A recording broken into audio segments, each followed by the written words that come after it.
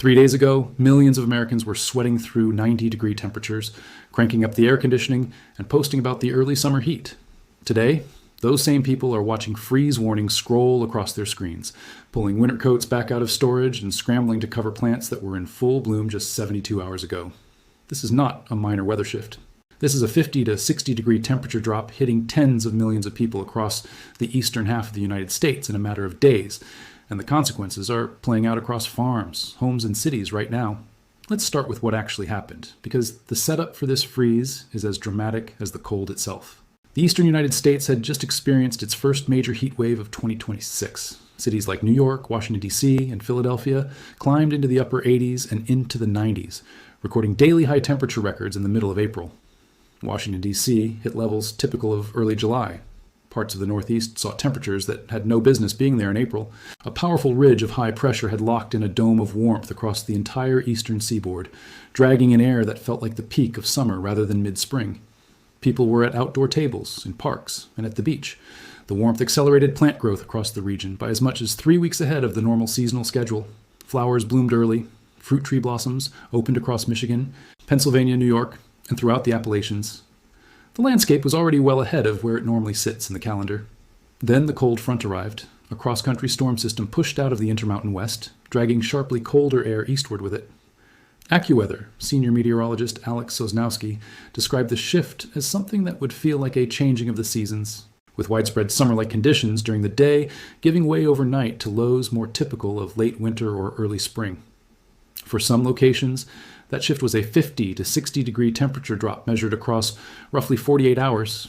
That is not a gradual seasonal transition. That is the atmosphere slamming on the brakes and throwing the entire thermometer into reverse at full speed. The cold front cleared Chicago on Saturday and reached the East Coast by late Sunday and into Monday. Behind it, temperatures across the Midwest and Northeast collapsed. Daytime highs that had been in the 80s and 90s fell to the 40s and 50s. Overnight lows across interior New England, upstate New York, and parts of Pennsylvania and West Virginia dropped into the 20s. Not the low 30s, the 20s. That is a hard freeze by any meteorological definition, and it arrived in areas where the growing season was already weeks underway. AccuWeather senior meteorologist Brett Anderson laid out exactly what was coming. He said the biggest concern was Monday night into Tuesday morning, when high pressure would build overhead and create ideal cooling conditions under clear skies and light winds. Clear skies at night allow the ground and the air near it to radiate heat back into space rapidly. With light winds, there's no mixing of the air column to bring warmer air down from above. The combination is what meteorologists call radiative cooling, and it is one of the most effective mechanisms for producing extreme overnight temperature drops. Anderson forecast widespread freezing conditions with much of interior New England, upstate New York, and parts of Pennsylvania and West Virginia dropping into the 20s for a hard freeze. Some of the coldest pockets were forecast to see temperatures as low as 20 degrees Fahrenheit overnight, levels that can kill actively growing vegetation within hours of exposure. The geographic spread of this freeze event is enormous. The National Weather Service issued frost advisories and freeze watches across a belt stretching from Iowa all the way to Connecticut, covering Michigan, Ohio, Pennsylvania, Illinois, and multiple surrounding states. In Michigan's Fruit Belt alone, temperatures dropped to as low as 21 degrees Fahrenheit, levels that cause serious and potentially irreversible damage to fruit tree blossoms. West Michigan was placed under a frost advisory from 2 in the morning to 10 in the morning on April 19th, followed immediately by a freeze watch through Monday morning. Counties across Michigan, including Saginaw, Oakland, Wayne, Kent, and Kalamazoo, were all under active alerts. The NWS in Michigan warned explicitly that frost and freeze conditions could kill crops and other sensitive vegetation and possibly damage unprotected outdoor plumbing. Pennsylvania faced its own severe threat.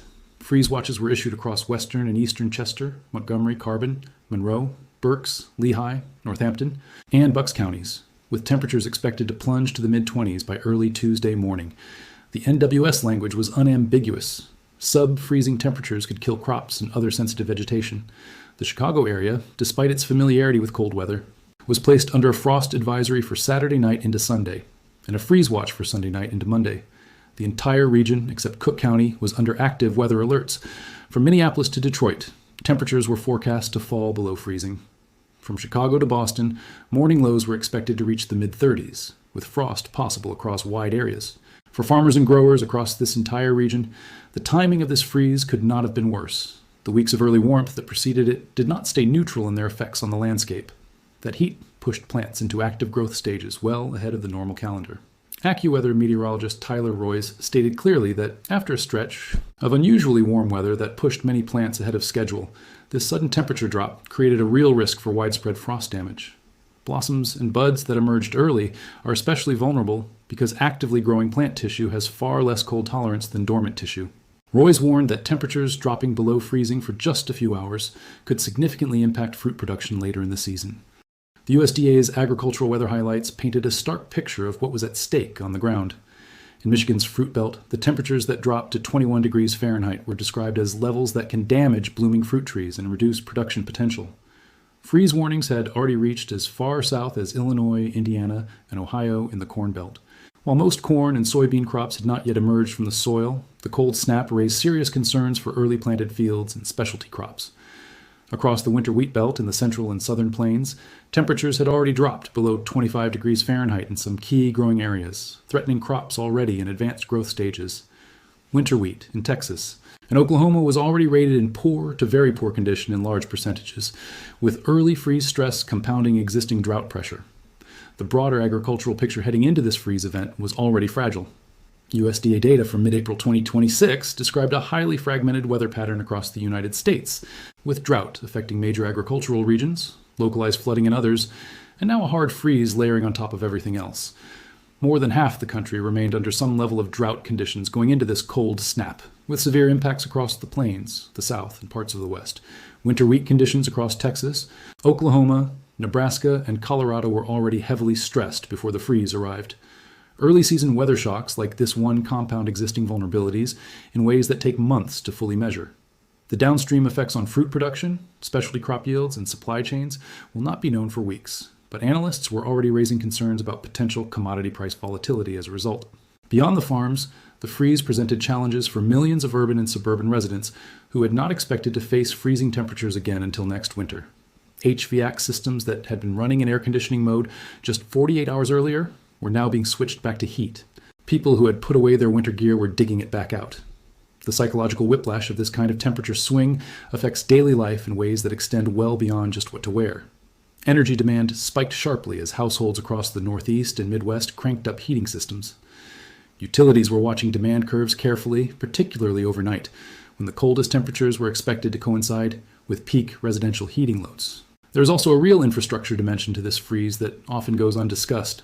Outdoor plumbing that was disconnected and drained for winter gets reconnected in spring as gardeners and homeowners begin outdoor watering. When temperatures fall back to the mid-20s unexpectedly in April, that reconnected outdoor plumbing is now vulnerable to freezing and bursting. The NWS specifically advised disconnecting garden hoses and protecting outdoor spigots before the freeze. It is advice that many people hear every autumn, but are not thinking about in the second half of April after a stretch of 90-degree weather. Burst outdoor pipes and damaged irrigation systems are a very real consequence of a freeze of this magnitude arriving this late in the season. The areas most exposed to the hardest freeze were, as the National Weather Service noted, away from the immediate shores of the Great Lakes and across the interior Northeast. Urban heat island effects offered some protection to large metro areas. Chicago, Boston, New York City, Philadelphia, and Washington, D.C. were expected to avoid the most damaging freeze temperatures due to the heat retained and released by dense urban infrastructure. But suburban and rural areas surrounding these cities had no such buffer. Sandy soil areas along the mid-Atlantic coast, including parts of southern New Jersey and Long Island, were flagged as potentially reaching near freezing temperatures even in areas that might otherwise be shielded. The variability in exposure from one zip code to the next made blanket preparation advice challenging and placed the burden of local awareness directly on individual residents and farmers. The severe weather picture in April 2026 was not limited to this freeze event alone. The same period saw the National Weather Service preliminarily confirm 50 tornadoes between April 12th and April 17th across 12 states, with the majority striking Illinois and Wisconsin. Evacuations and rescues were ongoing in parts of Wisconsin and Michigan from flooding caused by the severe weather outbreak that immediately preceded this cold snap. The Midwest was being asked to absorb multiple consecutive weather emergencies within a span of days. Tornado damage, flood recovery, and now a hard freeze all landing in the same region within the same 2-week window represents an extraordinary concentration of weather stress on communities and emergency services that were already stretched. AccuWeather confirmed that some locations in the Northeast were approaching record low temperatures for this time of year. Places like Trenton in New Jersey, Scranton in Pennsylvania, Syracuse in New York, and Manchester in New Hampshire were forecast to drop below freezing on Tuesday morning and could break or tie their respective record low temperatures for the date. These are not obscure remote outposts. These are significant population centers with hundreds of thousands of residents each, all facing the kind of morning that demands real preparation to stay safe. San Antonio provided one of the most dramatic individual stories of this overall weather pattern. The city had been pushing toward temperatures in the low 90s on the Sunday before the front, potentially challenging a record that had stood since 1908. Then, by Monday morning, temperatures had fallen to near 40 degrees, a drop of more than 50 degrees in a single overnight period. By Tuesday morning, outlying areas around San Antonio were in the 30s, with a light freeze possible in parts of the hill country. A city that was in record heat one afternoon found itself in near freezing conditions the following morning, with no rain expected for the next 7 to 10 days during the entirety of the swing. The good news, and there is some, is that this cold snap is expected to be relatively brief. Forecasters noted that temperatures would return to a more spring-like feel by Wednesday across the east, with summer-like warmth potentially returning by Thursday and Friday. The hard freeze window of greatest concern was focused on Monday night and Tuesday morning. But brief does not mean harmless. A freeze that lasts for 3 to 4 hours at 24 degrees Fahrenheit during peak blossom time can destroy an entire season's worth of fruit production. The brevity of the cold event offers little consolation to orchards that spent weeks accelerating into full bloom, only to have temperatures collapse below the critical damage threshold in a single overnight. What this event represents, viewed in its full context, is the increasingly volatile nature of spring weather across the United States eastern corridor. The pattern of extreme warmth followed by extreme cold within a span of days is not new to American spring, but the intensity of the swings being recorded in 2026 reflects a broader pattern of weather volatility that has been documented across consecutive years. Record warmth, followed by a 50-degree collapse, followed by a return to heat within days, all compressing into a single mid-April week, is the kind of atmospheric instability that makes planning extraordinarily difficult, for everyone from individual homeowners to national agricultural supply chains. The freeze warnings are the headline. The longer story is what repeated events like this one cost in crop damage, energy demand, infrastructure stress, and the exhausting effort of adapting to a forecast that seems to change every 48 hours. One dimension of this freeze event that deserves more attention than it typically receives is what happens to homeless populations and vulnerable people living in inadequate housing when temperatures collapse this sharply and this fast. A stretch of 90-degree weather sends a clear signal to everyone that summer is approaching.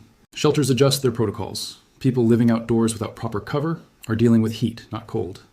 Then, in the span of 2 days, overnight temperatures fall below freezing. The speed of that transition is physically dangerous for people without reliable access to warm shelter. Emergency shelters across the affected states were activating cold weather protocols that they would normally have dismantled weeks earlier. Social service agencies were making outreach calls and conducting checks on vulnerable individuals. The human dimension of a late-season freeze this severe extends far beyond garden plants and fruit trees. Water infrastructure also faces stress during rapid late-season freezes that many people do not anticipate. Municipal water systems in areas that experience regular winter freezing are designed with that expectation built in. But late April freezes catch peripheral infrastructure off guard, particularly in areas that border the transition zone between climates that regularly freeze and those that rarely do. Water mains that run at shallower depths in these transition zones are more exposed to rapid temperature drops than those in northern regions, where frost penetrates deeply and infrastructure is designed accordingly. A hard freeze in late April puts stress on systems that the engineering assumes will not see those temperatures again until November. The energy grid dimension is also significant and often underappreciated. A 50-degree temperature swing in 48 hours creates extreme volatility in electricity demand. When temperatures were in the 90s, air conditioning load was driving consumption upward. When temperatures fell to the 20s and 30s overnight, heating demand spiked. Grid operators across the Midwest and Northeast were managing the kind of rapid demand reversal that is among the most challenging operational scenarios for power systems. Wind chill values under those conditions take an already cold night and push the perceived temperature significantly lower, increasing heating demand beyond what the thermometer alone would suggest. When it swings back northward, it pulls warm Gulf air up the eastern seaboard. The result is exactly what the United States just experienced. Record warmth followed within days by record cold, with the transition measured not in weeks, but in hours. Wednesday and beyond brings warmer air back to the east. But for the interior Northeast and the agricultural heartland of the Midwest, Tuesday morning is going to arrive cold, record-breakingly cold, and every hour of preparation before it matters.